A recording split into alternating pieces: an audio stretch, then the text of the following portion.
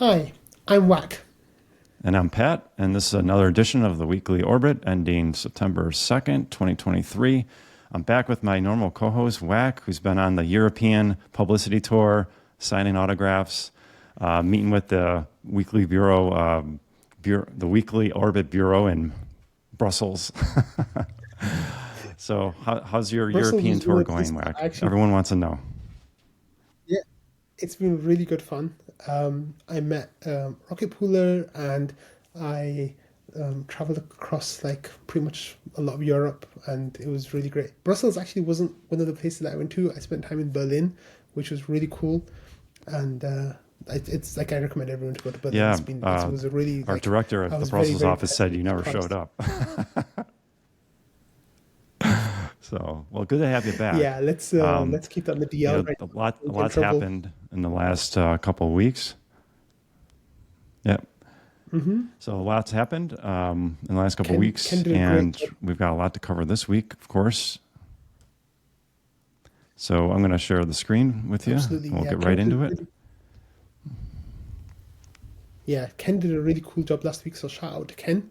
I really love Ken, so that was awesome to see Ken putting in the Yeah, hard Ken work. was awesome. But I'm here now, I'm ready to go. Absolutely. Yeah, let's see what's going on. So this week, WAC, we hit officially 25,000 mini pools, I believe. It's been kind of going up and down because there's some withdrawals, some up and down. But we're over 25,000, which is it's a real goal that we hit. And I think part of that is the validator queue has gone down. We're now at 20 days and 4 hours. And Yep. that's resulted in some of our whales, Thomas G, specifically, who's been just blowing through the deposit pool, converting hundreds of mini pools. So, what are your thoughts? Yeah, Thomas is feasting on that premium, even though there's no premium left. There was always like for the last couple of months, I've had this thesis that was whenever the validator queue got less than 28 days, or I guess 25 days to kind of count for like scrub periods and like the beacon chain queue, like not the actual queue, but like the time needs to get activated and stuff. Then as soon as that, the next rewards checkpoint finished after that, it would be a huge incentive for those whales who were a lot above 150% or around Mm-hmm. 150% collateral, or above 75% collateral, I guess, to bond reduce, because then they wouldn't lose any of their RPL rewards in that cycle. And Thomas, Mm-hmm. I guess, kind of like was following that. So he kind of feasted on the premium a little bit. And then once the premium went away, then he was in line to bond reduce and he got everything ready and he smashed it. Like Thomas is doing really, really well with it, with his node. And Yeah. it's huge, and he is the beacon chain after all. So Thomas stepping up. I thought Marco Barco might also do the same thing, but it seems like Marco might wait until next month now, since there's no premium on the deposit pool. So it kind of makes sense that Marco's just chilling, and once the premium comes back, He he kind of might said to Thomas, start "Okay, bond you go reducing. first, and then I'll go second when the premium comes back. I want a piece of that." Yeah, so Uh, exactly. That's and he, the premium actually works out really nicely. If at around 1%, it works out to be maybe more than the RPL rewards for that node, for that validator. But Patricio, um, because Marco and Patricio, share the RPL and ETH, it's a marriage node. So I guess their understanding might be slightly different. But for Thomas, it's just like just enjoy it, like feast on that premium. yeah, and you can see on the deposit pool those days where he was doing all his handiwork. On August 30th, we had almost 2,600 ETH deposited. On August 31st, it was about almost 2,800, and then on September 1st, it was over 3,200 ETH deposited. So, just him mostly him bond reducing created thousands of new RETH onto the market, which is really great. It's great for growth, and we got more of that to come because uh, we still got a whole bunch of LEB 16s out there waiting to reduce. Yeah, exactly. So there's a whole bunch of people, I think in the order of like thousands, that are waiting to bond reduce. If you have a look at the weekly and the monthly charts here, like on the RETH in the deposit pool, this like those numbers are looking quite respectable, right? Like, we've definitely seen a bit of a rebound and kind of a bottoming forming. With July and August being around the 50,000 ETH mark. If you look at that comparing to before Atlas and Shanghai, we are kind of like way above those levels, right? Even though we thought that was healthy growth, and it looks like September's on track for a similar month. So I'm cautiously optimistic about having seen the bottom maybe of TVL kind of like growth rate, and I'm hoping that the next few months we'll have these whales kind of feasting on the premium, feasting on LEB reductions because of the beacon chain queue, and all of those things together I think will hopefully spur on some good periods of growth in the coming period. Yeah, I agree. The other thing I wanted to show the folks, our listeners, was the smoothing pool this month was the second largest. Well, not this month. It was August 31st that it closed. Yeah. And as we can see here, I think it was at 524, which was the second largest distribution in smoothing pool history. And so it was a banger. Always nice to get. Yeah. Ken was right in his prediction last week. I asked him, this month, do you think we'll surpass 508, which was the former second best? And he said, yep, he was feeling it, and he was right. We had no problem surpassing 508. So smoothing pool, again, this is the bear market too, Whack. Imagine when the bull comes back, the MEV that's going to be available. What do you think? Yep. Yeah, so like MEV burn is a long way away on the Ethereum mainnet. And because we still got at least another year, maybe 2, potentially even 3 or 4 years of MEV that we can enjoy. Like in the next bull market, I definitely see us hitting multiple months of more than 1,000 ETH in the smoothing pool. Like I really feel like that's going to happen. If we get sustained gas prices over 100 GUI a month on end, we will literally have thousands of ETH in the smoothing pool. The smoothing pool is treating me so well that I don't even look at my proposals anymore. I'm in the smoothing pool. I don't want to look at my proposals. I don't want to know what I'm putting in there. All I know is at the end of the month I get a nice fat check, and it's cut out, from the smoothing pool, and I love it. It's wonderful. It's such a great tool. Yeah, I'm the same way. I checked it a few times, and if I did have a proposal, it was a fraction of an ETH, 0.00 something, right? And the smoothing pool just gives you that steady monthly dividend, or every 28 days. It's smoothing pool day, and what kind of money am I going to get? It's kind of just a nice icing on the cake, isn't it? Absolutely, yeah. It's lovely. Like, shout out to Joe for putting together such a great tool, and the community for like helping him get there. Yeah, absolutely. So the next thing, there's a new dashboard out there for RPL. You covered this in your show this week from Ericsson, and it's pretty nice. It focuses just on RPL, and it gives the ratio. It gives the price in USD. It's got some nice pie charts here. Percent of nodes collateralized with RPL. It shows price where nodes become under collateralized. And there's quite a few metrics on here. So it's a nice another tool from someone in the community who put together. And I think it's nice. One thing of note is, I think if I'm reading this right, this chart over here on the right, the percentage of nodes collateralized looks like about a third or more are under collateralized. Am I reading that right? Yeah, you're reading that right. Yeah. So that is by ETH staked. And then like the middle one is by RPL staked, and the left one is by node count. So that's the main one. The one on the left is showing you how many nodes by count are actually under collateralized. So you get around 35% of nodes right now under collateralized, and that's really tough, man. Like my heart really goes out for those people who kind of like joined, became Rocket Pool node operators in the last like 3 or 4 months. and in that period over like Atlas and Shanghai, and it was a wonderful time, right? Like we were recording, it was like jubilant, like we were so happy, and everything was looking amazing. And I think very few people kind of saw us taking the downturn that we have since then. So a whole lot of those people that were getting in at that time and kind of went in those low collateral ratios, they're now underwater, and some of them are like drastically underwater. And when you think that each LEB8 needs 2.4 ETH of RPL to stay collateralized, it's hard to get together that nearly $4,000-$5,000 pretty much to stay collateralized. And sadly, those people are kind of like suffering that. For me, I know this sounds really harsh to say, but it's increasing my RPL rewards, because those people's rewards, they're not getting any rewards. It's going to be divided out against the rest of the 66%. Right. So that's kind of nice, but I feel like such a jerk saying that. So I'm sorry.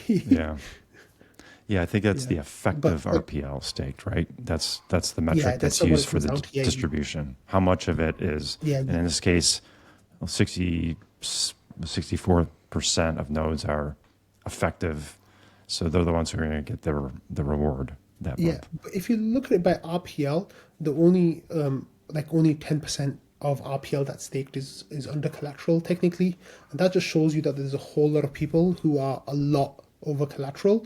Like for myself, I'm kind of hovering around that 150% point even now, and others sadly aren't quite there. So I guess I'm as big a bull as you come for RPL staking though, so that kind of explains it. But it's really a tough time, and you can see that there's a lot of people that are kind of like right at that cusp, because as the ratio fluctuates, they go above and under, and they just kind of like topped up their collateral to kind of hit that 10%.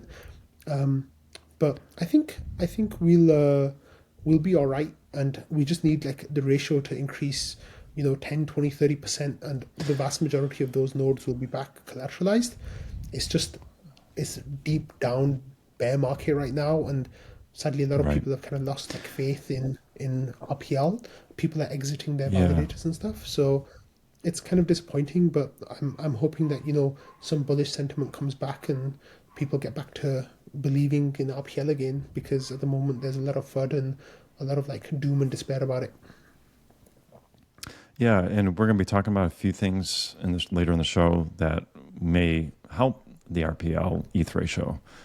And one of those, the next slide here is this the AAVE V3 pool, a RPL pool. It's been doubled. The capacity was at 210,000 RPL, and it's been doubled to 420,000, and already it's up at almost 314,000 just in a couple of days. And if we scroll down, the borrow limit has also increased to 160,000. So more and more RPL is being used in DeFi, and that's one of those, I think, one of those contributing factors, long term, that makes a token valuable. Is it, hey, does it have use cases, right? And this was one, and it's growing. Yeah, and this is a huge testament to people believing in AAVE. Of course, it's one of the most lindy, the longest lasting DeFi protocols. It's been going solid for a few years now with very few issues. There have been issues, of course, but people still trust AAVE really well, and rightly so, I think.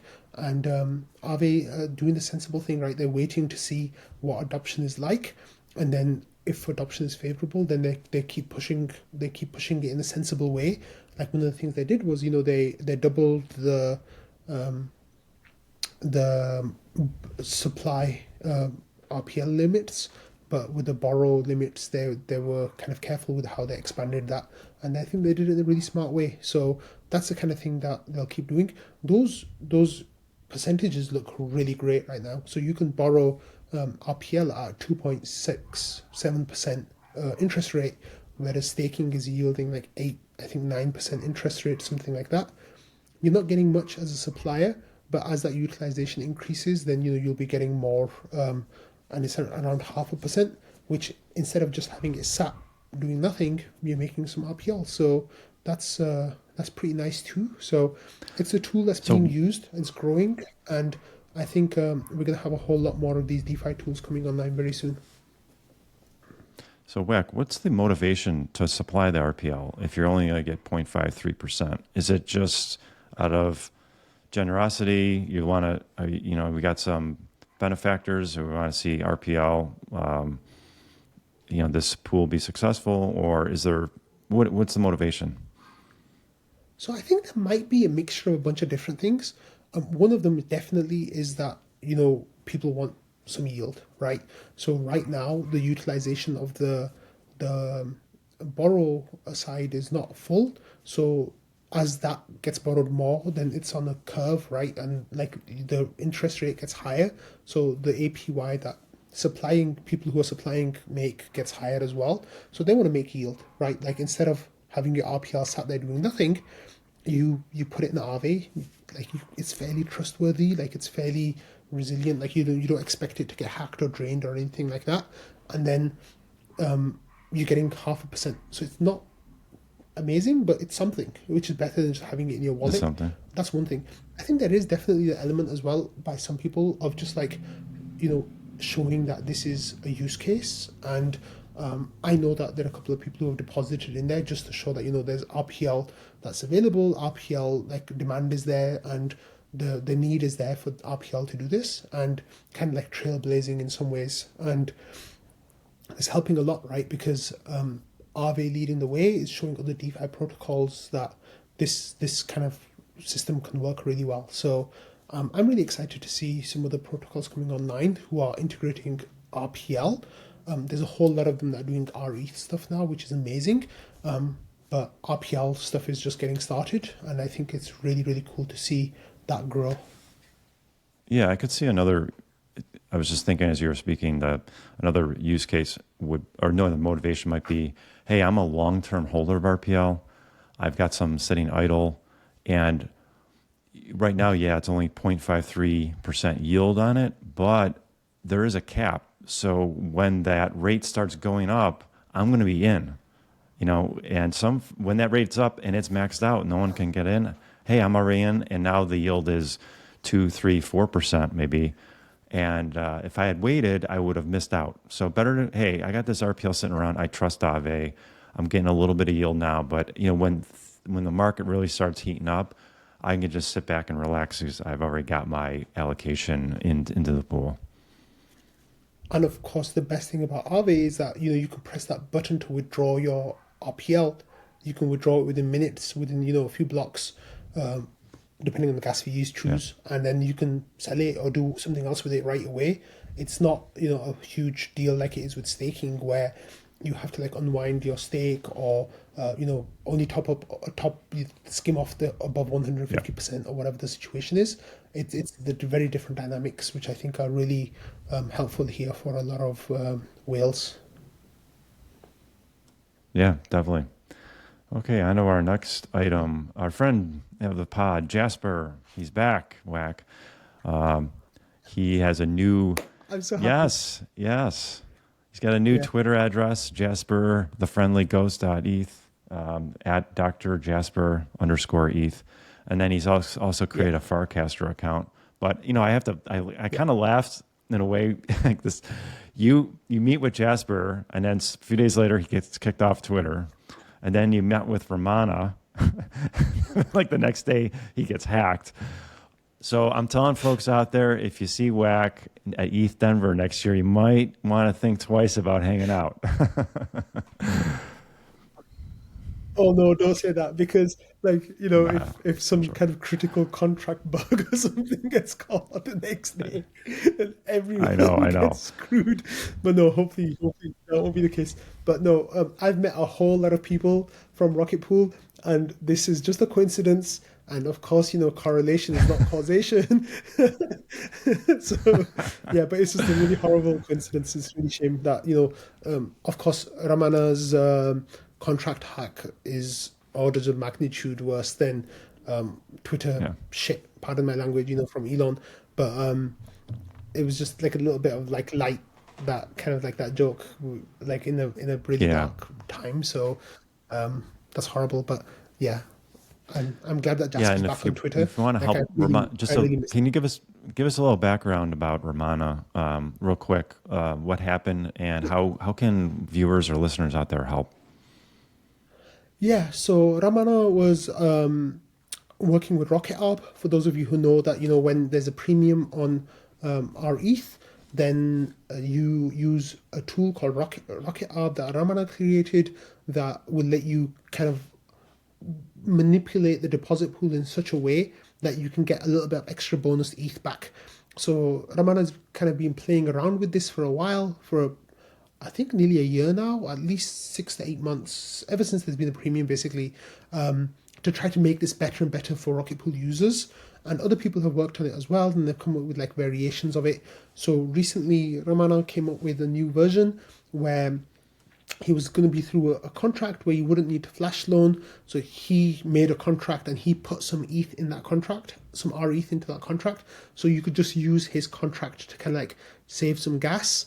And there was a security flaw in the contract, and someone basically stole his 32 or 34 ETH worth of RETH, something along those numbers. So it was a huge disaster. Like, he's trying to chase it up across any avenues that he can. Sadly, it's not too optimistic that anything will happen with that. So because so many people in the community kind of benefited from Rocket Arb, and just Ramana's presence in general, like, he's a great community contributor and like does amazing work. RPL Maxi, myself, kind of had the idea of setting up a POAP that people could buy if they wanted, just to show support. And the price of the POAP was, I think, $80, 0.05 ETH. I think at last count, about 40 people or 50 people, sorry, had already bought the POAP, which is about 2.5 ETH of kind of donations, I guess. So, thankfully people are like showing their support. But of course, it's not going to go the whole way to filling that theft.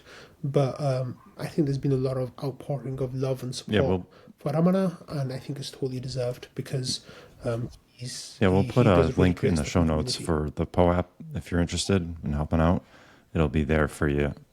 Yeah. And just to finish up on Jasper, so he's created if you're on Farcaster, he's there, and Whack, you have also created your Farcaster account. I have my Farcaster account. I'm using it a little bit more and more as Twitter continues to have its issues. So I think the invite is over on Farcaster.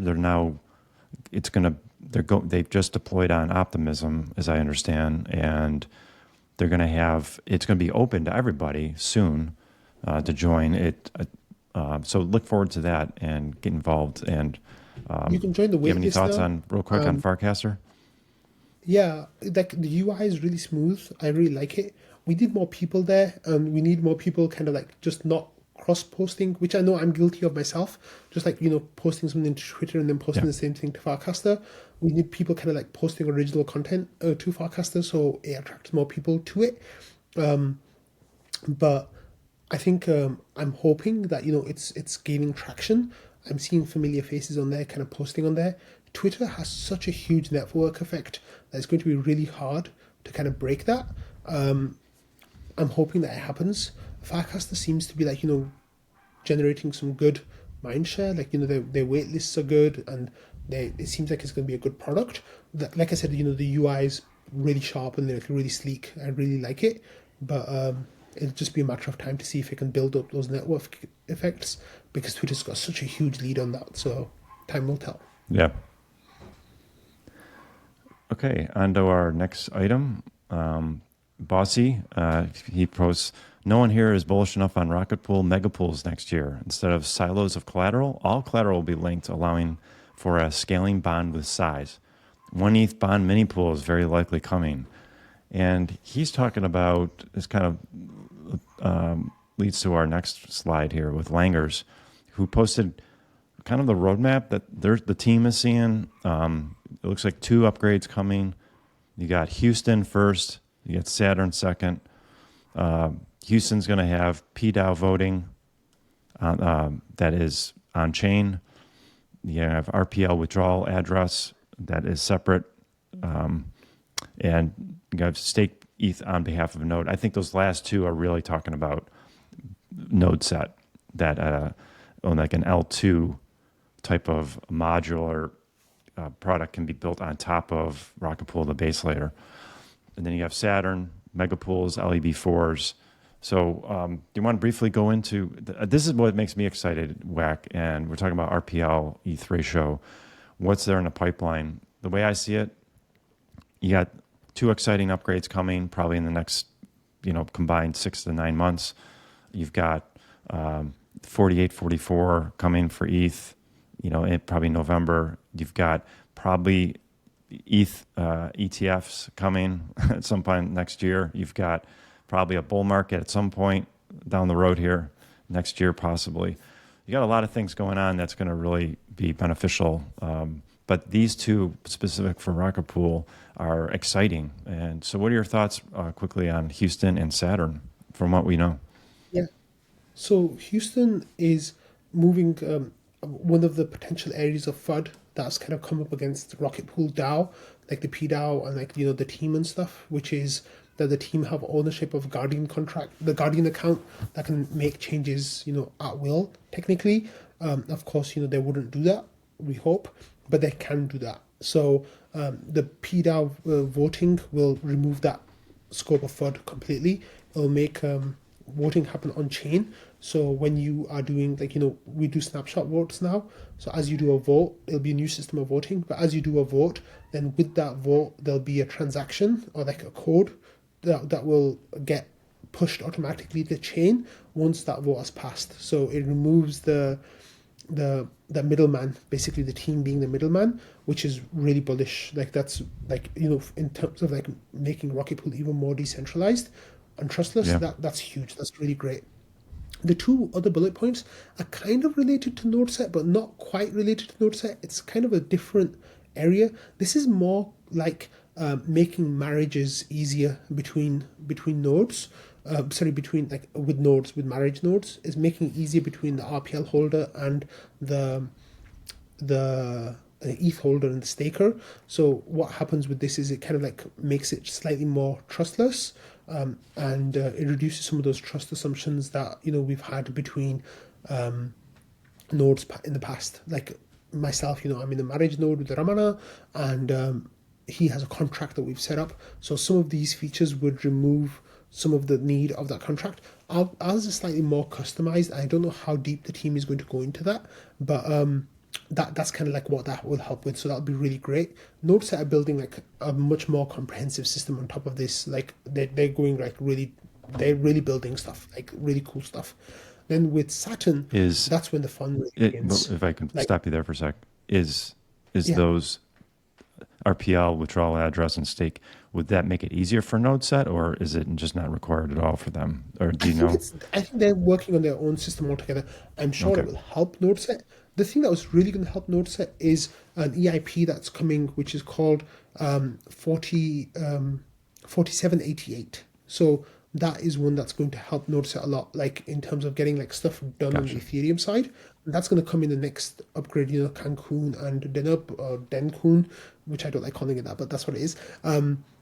That's what's really going to help NodeSet really grow, because it's going to give them some powers that they don't have at the moment, and that's going to really help. And it's going to help Rocket Pool as well, because it's going to help the beacon chain communicate. It's going to help communication between the execution and consensus layers, and having that information on hand is going to make it a lot easier to build these kind of tools. Now, when it comes to Saturn, that's when we're going to see some really explosive growth again, just like we did when Atlas came through. As people with LEB8s or Minipool 16s, they'll be able to go to LEB4s, hopefully. But the Megapools idea is the one that is really exciting, and that will allow scaling of validators.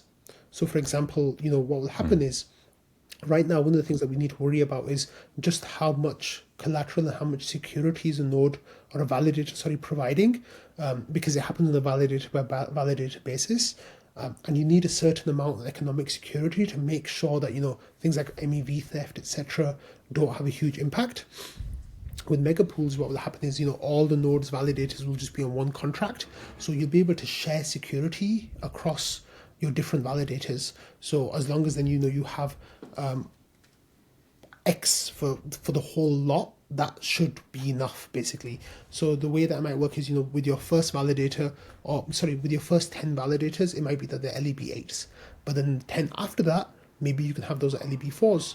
And then the 10 after that, maybe they'll be LEB2s. Now, Valdorf's kind of like dug into the numbers of where the limit of that is. And it seems like LEB1s won't be possible. I don't think they're ever going to reach the point where LEB1s will work well, or at least not for the foreseeable future.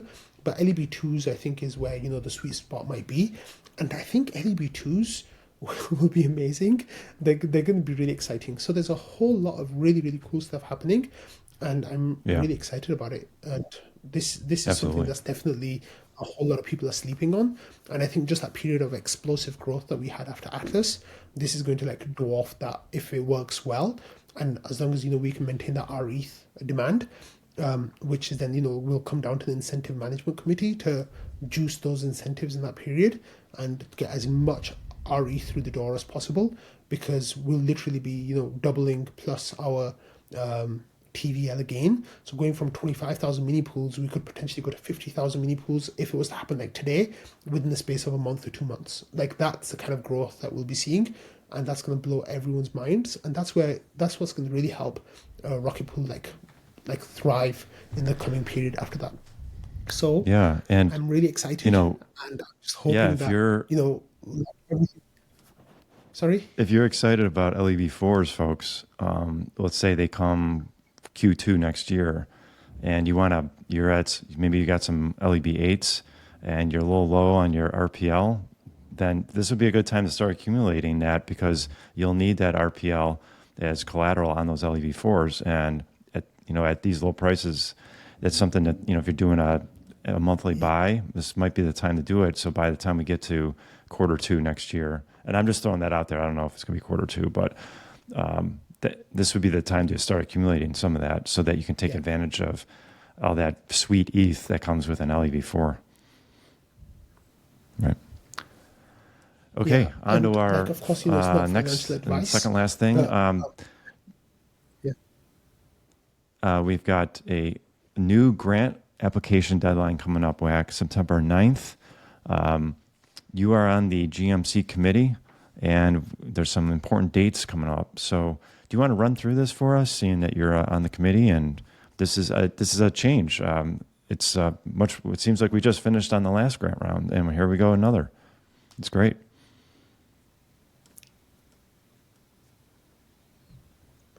Yeah, so with the grants now, we recently had a new RPIP that went through, and that's changed how the grants work from the GMC, which is the Grants Management Committee. Now we will have a grants window every month instead of every 3 months, which we feel is a lot more responsive to the community's needs. Instead of waiting for 3 months for the next rewards, for the next grants period, you can get it every month now. However, it's kind of changed the way it works. So key dates to remember is the 1st of the month, which is when the new grants period will open, like it has on September 1st. However, instead of running for 2 weeks to the 14th, it's now going to run for just over a week. So this month is going to run to September 9th. And then the GMC will be meeting and discussing the different grants and applications in the week following that up to September 15th. And then between September 16th and the 22nd is when the GMC will kind of go into a negotiation phase where, they'll explain to the awardee whether we're going to accept their grant, reject their grant, kind of let them make their case on a more personal basis, talk to them about what the amount we're thinking of giving them is, how they feel about that. They can then make their case as well if they want more, and kind of talk to them. And then once the September 23 comes about, then everything will be finalized, and the awards announcements will happen on September 24th. So it's a little bit of a shorter period. The previous period lasted a whole month, and now it's lasting just over 3 weeks. But you'll have a period every month, which I think is the really exciting thing here. And I think it'll really help the GMC kind of stay in tune with the PDAO's needs and helping them do great stuff.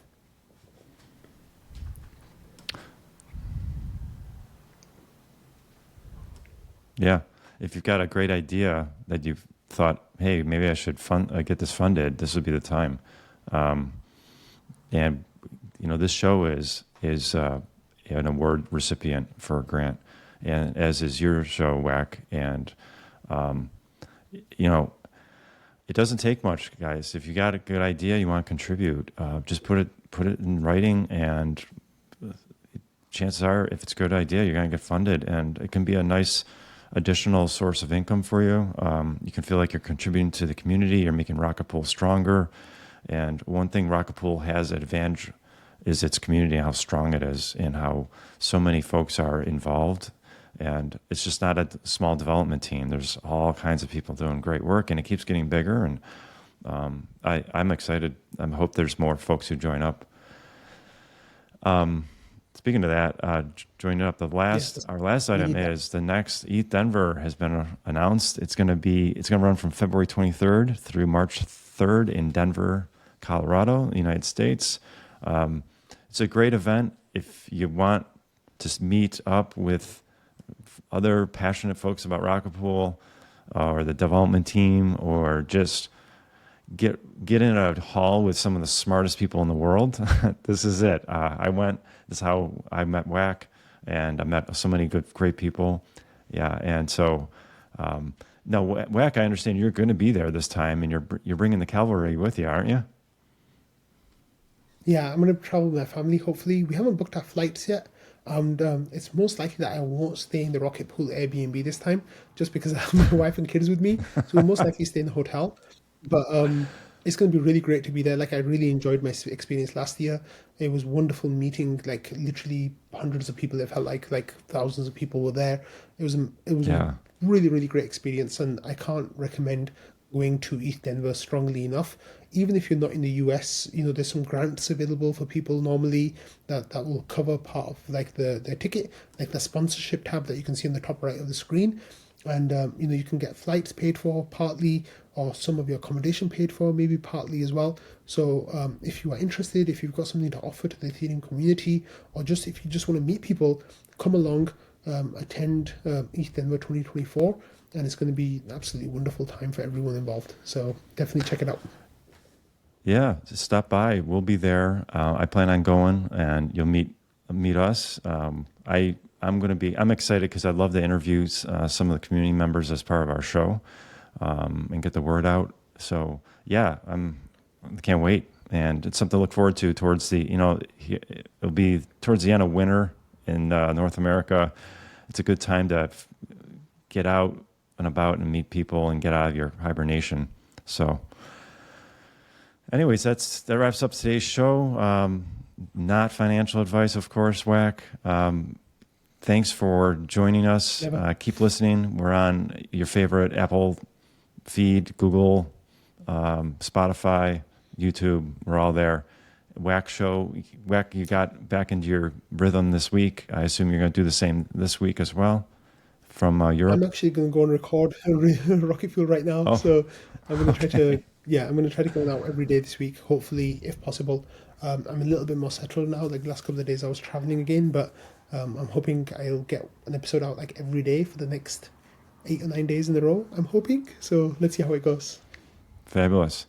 Okay, folks. It's good seeing you, WAC, and we'll talk to you next week.